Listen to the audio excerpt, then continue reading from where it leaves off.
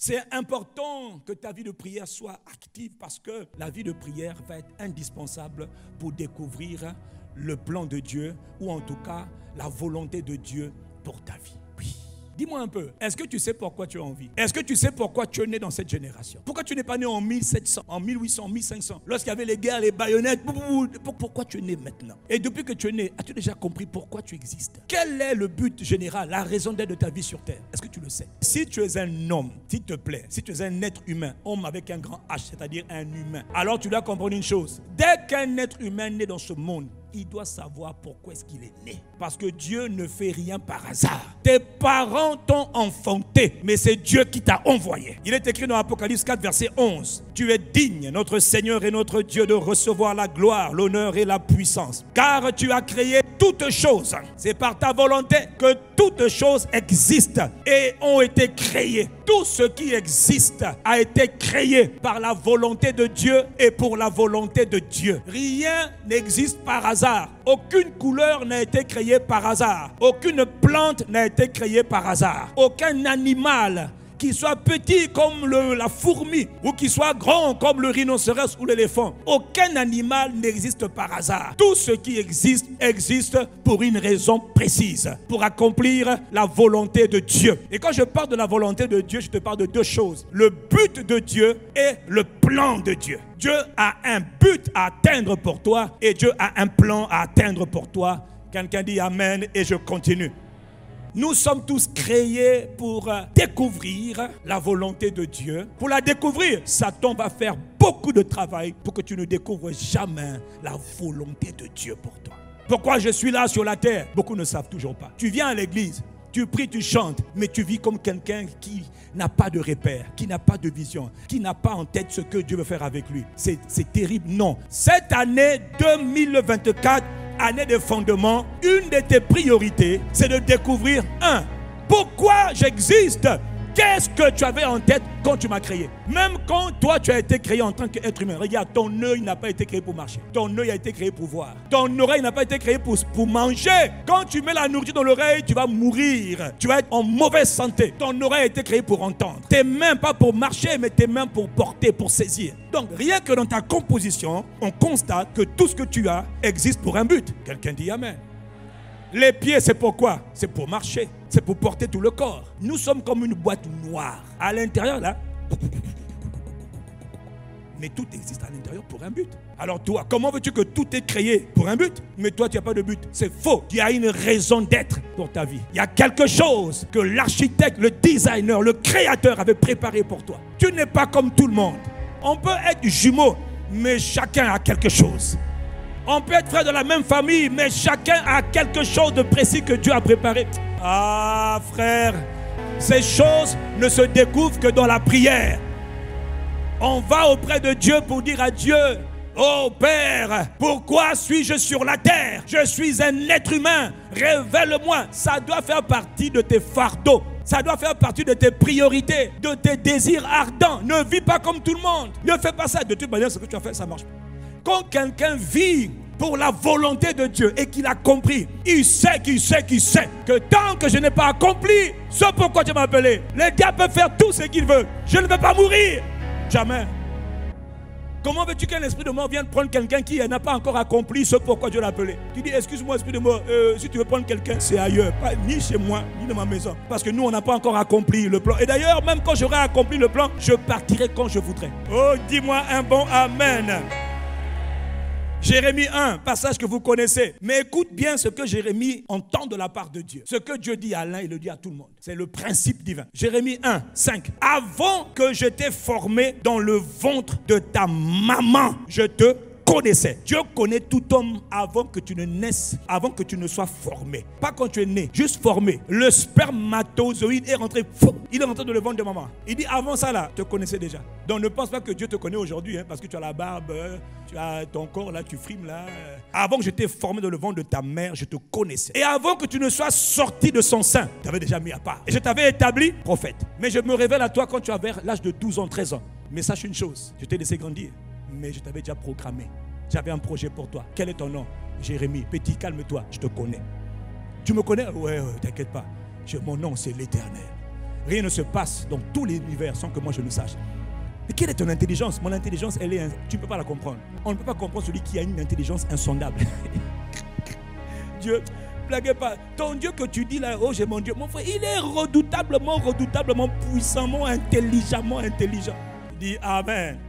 Donc c'est vers l'âge de 12-13 ans que Jérémie découvre qu'il est appelé à être prophète. Porte-parole de Dieu. Celui qui va prononcer les oracles de la part de Dieu. Mais il ne savait pas, il a découvert plus tard. Quelqu'un dit Amen. Ésaïe 49 verset 1. Écoutez-moi, peuple lointain, soyez attentifs. L'Éternel m'a appelé dès ma naissance. Je suis en train de te parler d'un Dieu qui programme les gens avant qu'ils ne soient nés. Et avant qu'on les enfonce. Mais, l'enfant qui est en train de dire, toi tu ne connais pas sa glorieuse destinée.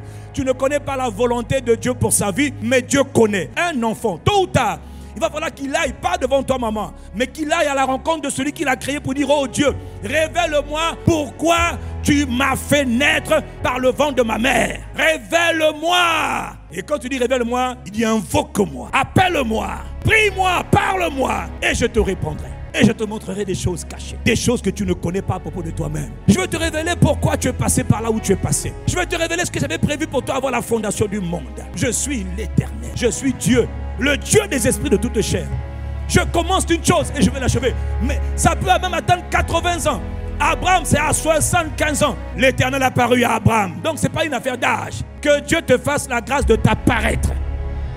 Mais pour ça, il faut que tu le cherches. Pour le chercher, il faut engager la vie de prière. Tu dois désirer. Arrête d'étudier zoba bêtement. Là. Arrête aussi de travailler bêtement. Qu'est-ce que je fais dans la vie? J'ai un petit boulot. Dans le ciel, quand tu t'avais créé, il n'avait pas prévu petit boulot. Il avait prévu sa volonté. Est-ce que tu as une image de sa volonté? Tu souffres parce que tu n'es pas au bon endroit. Tu n'es pas en train de faire ce pourquoi tu as été créé. Tu es comme une main qui essaie maintenant de marcher. Ça marche que pendant un peu de temps. Tu es comme un œil qui essaie de manger. Voilà pourquoi tu es malade. Tu es comme une oreille qui fait tout pour parler. Ce n'est pas ta place. Est-ce que Dieu parle à quelqu'un? Tu dois faire de la volonté de Dieu pour ta vie une priorité. La volonté de Dieu révélée par 1, le but, 2, le plan. Le but de Dieu, c'est la destination finale. Où est-ce qu'il veut m'envoyer? Qu'est-ce qu'il veut faire avec moi? 1, 2. Par quelle manière Dieu va s'y prendre? Nous sommes dans l'auditorium Carbode, palais de gloire. Derrière, c'est le bâtiment Shekinah. Si la volonté de Dieu, c'est de t'emmener derrière le bâtiment Shekinah. Ça, c'est la volonté. Il dit, bon, dans ma volonté, il y a le but. Il y a avec moi le but. Le but, c'est d'aller derrière là. Maintenant, quel est le plan? Quel est le chemin? Quel est le projet? Par quel moyen il va t'y emmener? Si tu ne connais pas le plan, et il te dit, ah, pour aller derrière, sors à droite, prends à droite. Et toi, Satan te dit, sors là-bas, va tout droit au centre-ville. Après, tu vas à Talangaï. Tu montes vers Kintele. Mais le but, c'est là. Donc, tu ne dois pas seulement connaître le but. Tu dois connaître le plan. Le but est révélé par Dieu. Le plan est révélé par Dieu. Le chemin à prendre, c'est Dieu qui doit te le révéler. Satan va tout faire, même si tu connais le but, que tu ne connaisses pas le plan. Voilà pourquoi, en parenthèse, pour frustrer la volonté de Dieu pour ta vie, il te fait pécher. Il te pousse à pécher, il te donne des mauvais amis, mauvaises relations, faux mariage, faux travail, fausses études, faux frères, fausses sœurs, mauvaise fréquentation. Ce sont les manières. Et surtout, il te pousse à pécher. Ah, il va te faire coucher pas avec tout le monde. Une seule relation sexuelle peut déjà te gaspiller, peut te détourner du plan. Le but peut être atteint, mais ça peut même prendre 50 ans plus tard. Il y a des gens qui ont commencé le sprint, ils ont commencé le marathon. Il y en a qui ont fini le marathon de 42 km en 2 heures, 3 heures. Il y en a qui ont fini ça en 2 mois. D'autres en 1 an. Mais vous étiez où? Ah papa, j'étais en train de courir. Et puis après, j'ai couru. Oui, tu cours, mais tu vas où? La route a été tracée. Il faut demander le chemin. Satan a travaillé beaucoup pour que beaucoup s'égarent. J'ai une bonne nouvelle. Même quand on se perd avec Dieu, il y a comme le GPS spirituel. Saint-Esprit, ramène-moi sur la voie. Ah, est-ce que je suis en train de parler à quelqu'un? Que Dieu t'accorde la grâce, quel que soit là où tu es positionné, qu'il te fasse la grâce de te repositionner sur le plan qu'il a préparé pour toi. Quelqu'un donne un bon amen. C'est ta responsabilité de presser Dieu, de presser le trône de la grâce. Je ne veux pas vivre comme un homme ordinaire. Révèle-moi pourquoi je suis là. Quelle est la volonté de Dieu pour ma vie? Quel est, oh Dieu? Révèle-moi, révèle-moi, révèle-moi, révèle-moi. Parle-moi, parle-moi. Parle-moi. Quel que soit l'âge que tu as, tu peux le découvrir aujourd'hui. Et quand tu l'auras découvert, ce n'est que la première partie de l'étape. Après maintenant, il faudra engager la guerre dans le combat de la prière pour l'accomplir. Parce qu'il y a des forces terribles qui s'acharnent pour te détourner de la volonté. Donc ce n'est pas tout de savoir, oh Dieu veut ça pour moi, le Seigneur m'avait donné une prophétie. Mon frère, ma soeur, les prophéties ne s'accomplissent jamais automatiquement. Les prophéties que tu as entendues vont devoir trouver ta coopération. Et ta coopération va devoir te pousser dans la prière. Personne ne voit les promesses de Dieu s'accomplir sans prière. Il faut te réveiller un peu, hein. Dieu avait dit que j'allais devenir une femme d'un bon époux avec qui avait beaucoup d'argent. Si Dieu t'a prophétisé ça, je te donne un conseil. Engage la vie de prière et de jeûne. Parce que je peux te dire que d'autres femmes sont résolues à prendre ta place. Et que le diable a dit que ça ne va pas s'accomplir. Femme, réveille-toi. En anglais, on dit wake up, téléma. Réveille-toi et engage la prière pour que les projets de Dieu pour toi soient accomplis. Est-ce que tu en fais un sujet de prière? Tout ce que Dieu dit ne s'accomplit pas automatiquement. Parce qu'il y a quelqu'un qui combat les projets de Dieu. Plusieurs sont déjà tombés alors que Dieu avait des projets. Satan les a juste mis ce qu'on appelle petit cal, une petite barre de fer là. Tu es tombé. Aïe! Qui t'a fait tomber? Une soeur, un frère. Et toi, il va te falloir maintenant 25 ans que Dieu t'accorde la grâce de te relever plus vite qu'il ne faut. Parce que notre Dieu, c'est le Dieu des secondes chances. C'est le Dieu des restaurations. Mais n'abuse pas. N'abuse pas. Samson a abusé. Et il a été disqualifié. Ne meurs pas trop tôt. Il y a toute une guerre autour de toi. Que tu ne découvres pas ce pourquoi tu es né. Tu es né pourquoi? Oh, je suis le fils d'un tel. On s'en moque. Ça veut dire tu es né pourquoi? Qu'est-ce que tu es appelé à faire? Dis Amen. Même Paul, le grand Paul, avant qu'il soit le grand Paul, il était un zélé, un criminel. Il a tué beaucoup de gens, l'apôtre Paul. Galates 1, verset 15, il dit: lorsque il plut à celui qui m'avait mis à part dans le sein de ma mère, dans le ventre de ma mère, et qui m'a appelé par sa grâce, afin de révéler en moi son fils, afin que je l'annonce parmi les païens. Il dit: moi je suis né, moi Paul, Saul de Tarse. J'ai persécuté l'église, mais je n'ai pas compris. J'étais appelé à annoncer celui que je persécutais. Je suis né pour l'annoncer. Paul, sa mission était d'annoncer le Christ. Vous le frappez, il va l'annoncer. Faites-le taire, il va l'annoncer. Bloquez-le, il va l'annoncer. C'était un proclamateur, un apôtre par excellence. Pas un gars avec un ventre ventru, bédu, pompu, qui circule pour dire amenez-moi à manger, à manger. Non, le gars, il est un homme de terrain. Le gars, il veut emmener Jésus partout. Même dans les bateaux, il est en danger. Il dit: je vais vous parler de Jésus qui m'a appelé dès ma naissance, afin que je le fasse connaître. Que Dieu fasse de toi un messager de Christ. D'ailleurs, quelles que soient tes fonctions dans la vie, tu peux toujours devenir un messager de Jésus-Christ. Ah oui, toi tu veux seulement faire des affaires, aller à Dubaï. Oui, mais l'homme qui parle aussi, moi aussi par la grâce de Dieu. Le monde du business, je connais. Peut-être même un peu mieux que toi. Mais avant le business, ma mission, c'est d'annoncer le message de Jésus de Nazareth le Christ. C'est d'emmener la présence de Jésus là où il n'est pas connu. C'est d'aller témoigner Jésus le Christ, afin que les malades soient guéris, que les captifs soient libérés, que la bonne nouvelle soit annoncée, que la grâce de Dieu soit relâchée, que les gens malheureux deviennent heureux, que les gens malheureux deviennent joyeux, que les gens malheureux deviennent paisibles. C'est ça le message de l'évangile. Allez faire du bien aux gens. Ah oui, mais je suis chef de service. On s'en moque de ton statut séculier. De toute manière, à ICC, tu n'as aucune excuse. Si le Père le fait, les enfants doivent le faire. Si je gagne les âmes, gagne les âmes. Si je témoigne Jésus, témoigne Jésus. Si tu m'as fait des miracles par le Saint-Esprit, fais-en de même. Et fais même en plus. Donne ton amen à Dieu, puis on avance. Jésus savait pourquoi il était né. Il était né pour accomplir la volonté de Dieu. Il dit: je viens dans Hébreux 10, verset 3-4. Dans le rouleau du livre, il est question de moi. Je viens, ô Dieu, pour accomplir ta volonté. Amen. Donc il savait que la volonté de Dieu, c'était pas seulement les miracles. Les miracles, c'est pour démontrer ce que Dieu a toujours voulu. Mais son but, la finalité, c'était d'aller s'offrir en sacrifice. Il est celui qui a été destiné comme étant l'agneau de Dieu, le sauveur de tous les hommes. Pas sa mère, pas ses oncles, mais lui a été choisi pour être l'agneau de Dieu. Celui qui va verser son sang pour sauver tous les hommes. C'est le but pour lequel il est venu. S'il a fait les miracles, mais il n'a pas accompli ça, il a échoué. Il savait. Dis avec moi, Jésus savait. Dis avec moi, Jésus savait. Est-ce qu'il est resté tranquille? Bon, j'attends seulement le jour de ma mort. Tu plaisantes? C'est pas qu'il y a des tentations qu'on fuit. Il y a des épreuves qui nous font peur. Il y a des expériences qu'on ne veut pas affronter. C'est trop dur. Parmi nous là, tu as été appelé par Dieu. Tu refuses. Dans ton cœur, tu te vois même dans les songes. Tu refuses. Dieu te parle, mais tu hésites. Et plusieurs, tu es attaché à des choses matérielles. Parce que tu connais, tu ne maîtrises pas l'avenir. Si tu t'engages avec Jésus, que va-t-il m'arriver? Je vais perdre beaucoup d'avantages. Qui t'a dit ça? Que Dieu te touche. Que la main de Dieu vienne sur toi. pour te sortir de ce mensonge maléfique et de te pousser dans le champ de la mission. Pourquoi? Afin que tu accomplisses la volonté de Dieu pour toi. Rien n'est plus important dans ce monde que la volonté de Dieu. Il a créé les cieux et la terre. Tout ce qui a été créé, c'est pour sa gloire et pour sa volonté. Que tu le veuilles ou pas, mon frère, chacun d'entre nous, destiné à accomplir ses plans, ses desseins, ses buts pour nos vies. Quelqu'un dit Amen. Le but, c'était qu'il soit sacrifié. Mais il aurait pu être décapité. On aurait pu le décapiter. Mais à ce moment-là, le sang n'aurait pas été versé à 7 reprises. Donc le plan de la rédemption n'aurait pas été accompli. Le plan, c'était qu'il soit tellement frappé. Et à 7 endroits différents. Que le sang sort. Une fois, 2 fois, jusqu'à 7 fois, conforme aux Écritures. Ça, c'était le plan. Donc si tout de suite on avait dit, prenez-le, coupez sa tête, impossible. Il fallait que le plan soit accompli. Que Dieu accomplisse le plan qu'il a préparé pour toi. Il faut que tu engages la prière. Ça va prendre même 1 an. Prends les 1 an. Mais pendant les 1 an, dis à Dieu. Quand tu as le temps de prier, prends-moi au moins 3 minutes. Père, n'oublie pas, il faut que tu me révèles le but pour lequel tu m'as envoyé.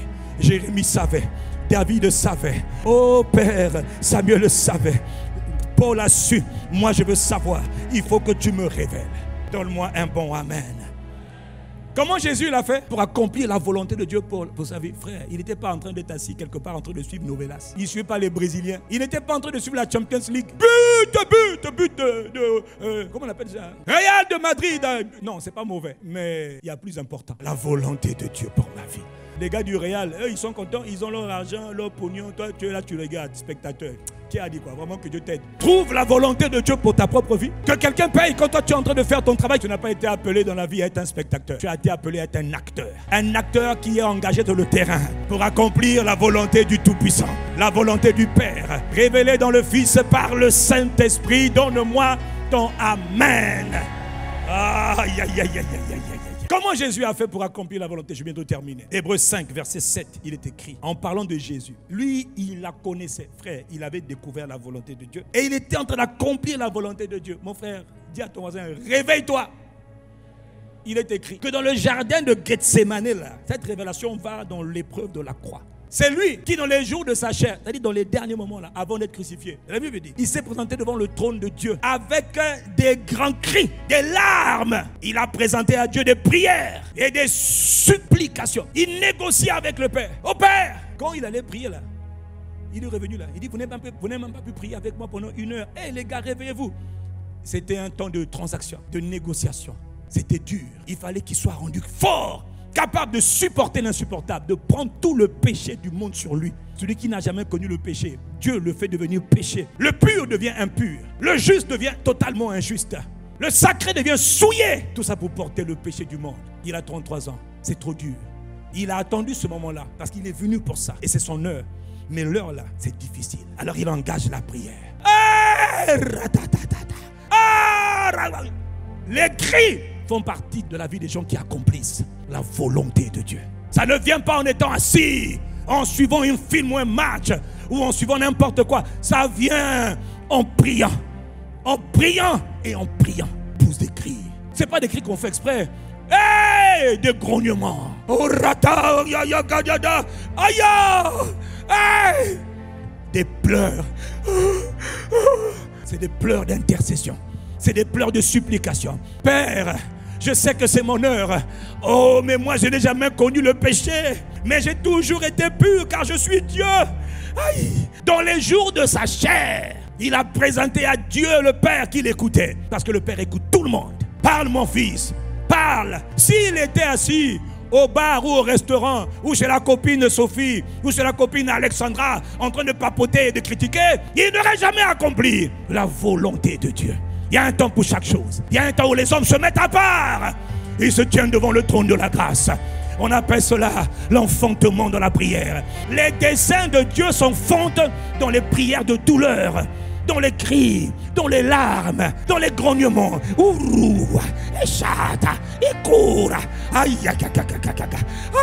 Tu pleures sans faire exprès. Pourquoi? Tu dois enfanter ce que papa t'a destiné à faire. Ça brûle dans ton cœur. Si tu échoues, des vies dépendent de toi. Est-ce que tu sais qu'il y a beaucoup de gens qui souffrent parce que toi, tu t'es jamais levé? Tu viens à l'église là. J'aime quand le pasteur prêche. Moi, je n'aime pas. Je veux que toi, tu te lèves et que tu prêches à ta place. Va dans les hôpitaux. Va chercher les perdus. Va chercher ceux qui sont sauvés. Établis-les, affermis-les. C'est la volonté de Dieu par défaut pour tous ceux qui ont cru. Sans même prophétie, je peux te dire que Dieu t'appelle à être un témoin de Christ. Je n'ai pas entendu ton amen. Il y a différents niveaux dans le témoignage. Mais celui qui est sauvé est né pour être un témoin de Christ. Parle de Jésus, démontre Jésus, révèle Jésus le Christ à notre génération qui en a tellement besoin. Où les gens ne connaissent plus le bon sens. Ils ont perdu les repères. Va leur dire qu'il y a encore des repères. Voici la voie. C'est la voie du Christ. Il est le chemin. Il est la vérité. Il est la vie. Il a souffert à cause de toi. Que tu n'aies plus à souffrir. Donne ta vie à Jésus. Reçois Jésus. Marche avec Jésus. Je ne te parle pas de ma vie. Je te parle de Jésus le Christ. C'est ça. Même si tu ne connais pas encore la volonté de Dieu parfaite pour toi, je t'annonce que quel que soit ce que tu feras dans la vie, ça là, ne t'en éloigne jamais. Oh pasteur, je suis footballeur. Prêche Jésus au football. C'est notre dénominateur commun. On a tout ça en commun. Oh moi je suis gendarme. Prêche Jésus-Christ au gendarme. Qu'est-ce que tu fais dans la vie? Là où Dieu t'a mis là, prêche Jésus. Démontre Jésus. Et ne nous fatigue pas. Oh, c'est seulement réservé au pasteur. Faux! Que ton cœur brûle. Oh, que Dieu fasse brûler ton cœur.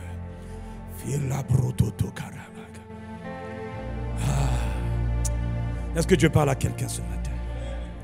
Parmi les sujets de prière de Paul, le grand Paul avait toujours la volonté de Dieu. Colossiens 1:9, version Semeur.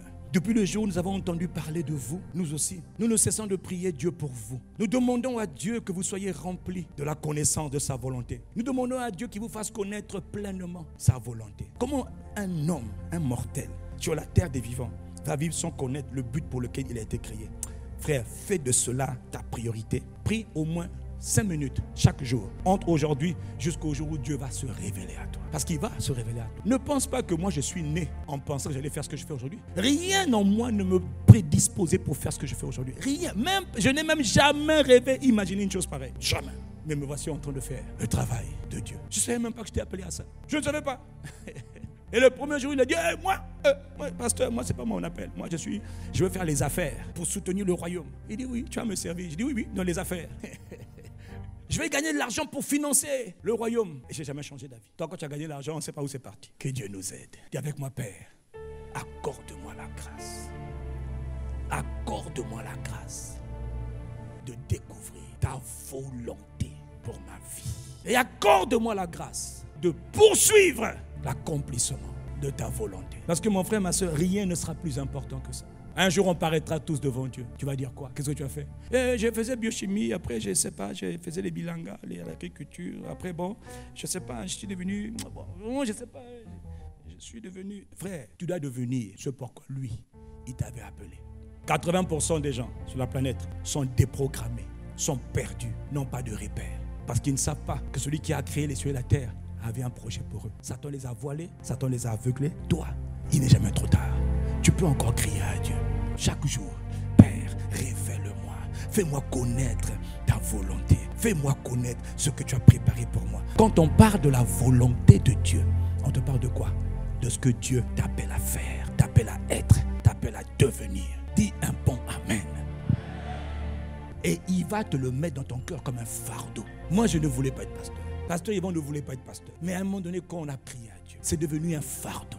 C'est-à-dire, c'est comme un feu qui te prend à l'intérieur. Quand tu dis, non, je ne ferai pas cela. Ne pense pas que l'homme qui parle aime le micro. Ne pense pas que moi, je suis quelqu'un, on irait, ouais. Non! Chaque jour, c'est une souffrance. Chaque jour, c'est des soupirs. Mais je suis appelé à faire la volonté de Dieu. Ne pense pas que je suis content d'aller faire. Non, mais j'ai appris à être content en faisant la volonté de Dieu. Et avec toutes les calomnies, les critiques, mon âme bénit Dieu. D'ailleurs, même les critiques, c'est mon carburant. Chez moi, les critiques, les calomnies, c'est comme l'essence. Ça vaut la peine de continuer à faire la volonté de Dieu. Ça ne m'affecte pas, bien au contraire. Tu as dit que le pasteur n'est pas normal. J'assume, mais c'est ça mon carburant. C'est pourquoi? Parce que j'ai compris que quiconque s'engage à faire la volonté de Dieu dans ce monde sera combattu. Quiconque s'engage de tout son cœur à poursuivre la volonté de Dieu sera l'objet d'attaques croisées, de missiles croisés, de missiles balistiques, de kalachnikov, de roquettes, de chars et de tanks, d'obus. Maintenant, c'est des drones. Bousillez-le, empêchez-le de devenir ce que Dieu l'a appelé à devenir. Empêchez d'empêcher cette femme d'accomplir les projets que Dieu a préparés pour eux. Mais la femme dit non.